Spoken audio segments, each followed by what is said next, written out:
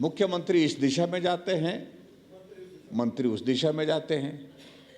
क्या औचित्य? आप बिल्कुल सही बात कर, मैं वही कह रहा हूं कि कहां इन्होंने विषय उठा दिया कि इतने नहीं, इतने संस्थान बंद किए। बंद तो हुए ना, कहा उनने, लेकिन बंद किए ना।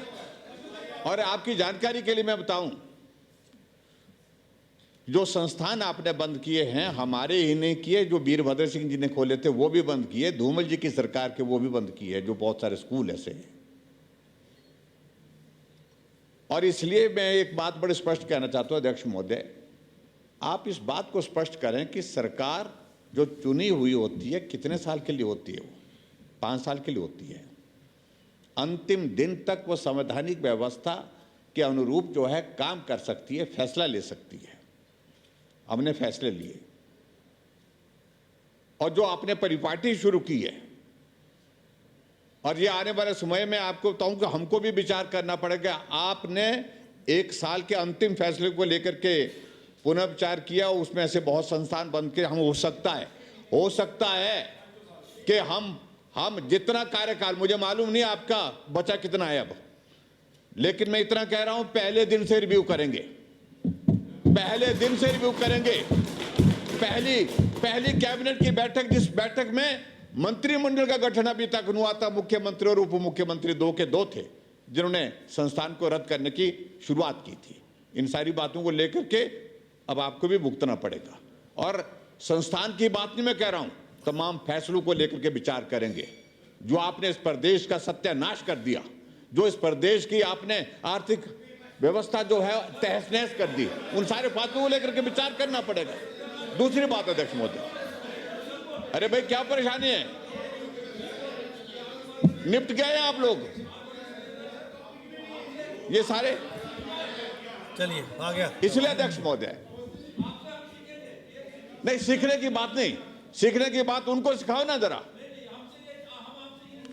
अध्यक्ष महोदय आगे की बात कहें, मैं थोड़ा सा इसमें कहूं, चलिए अभी अगर पहली बात तो मैं ये जानना चाहता हूं कि इस डिस्कशन का जवाब कौन देंगे? अभी 2 साल अगली घोषणा मत कर दो ना, अभी तो 2 साल है संबंधित।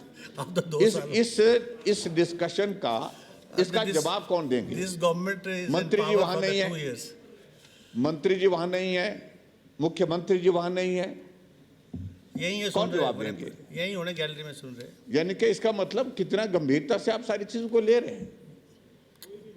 और मुख्यमंत्री जी हमारे ऊपर बात कर रहे हैं, बार बार कर रहे हैं कि आपने भी 8 महीने जो है शिमला कॉरपोरेशन का चुनाव जो है वो स्थगित किया था। हमने स्थगित नहीं किया था, कोर्ट में गई थी। सिमी नंदा आपकी काउंसलर थी, वो हाई कोर्ट में गई थी और कोर्ट का फैसला समय पर नहीं आ पाया। प्रयास करते रहे।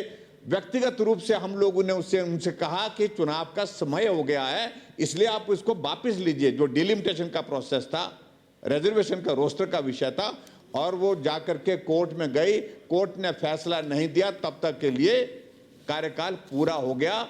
और उस कारण से हमने कार्यकाल नहीं बढ़ाया, हमने उसी वक्त एडमिनिस्ट्रेटर लगाया। और एडमिनिस्ट्रेटर लगाने के बाद अध्यक्ष महोदय, मैं इस बात को भी रिकॉर्ड पे लाकर के स्पष्ट करना चाहता हूं, क्योंकि उसके बाद तुरंत जो है model code of conduct assembly election का लागू हो गया, इसलिए चुनाव स्थगित हुए थे।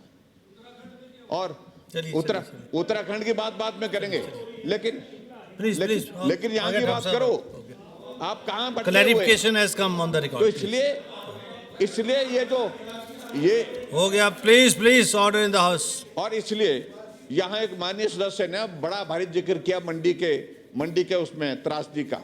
अरे अगर त्रासदी की पीड़ा होती तो आप ये नाटी डालने की योजना नहीं बनाते, जो नाटी आप डाल रहे हैं 11 तारीख को मंडी में। जरा सी लज्जा आनी चाहिए, शर्म आनी चाहिए। 50 लोग तो मंडी में मरे हैं, जिनमें 33 मेरे विधानसभा क्षेत्र हैं 11 लोगों की लाश मिली और 22 लोगों की लाश भी नहीं मिली है, और आप उसमें जश्न मनाने जा रहे हैं। इससे निर्लज्ज होकर के, इससे निर्लज्ज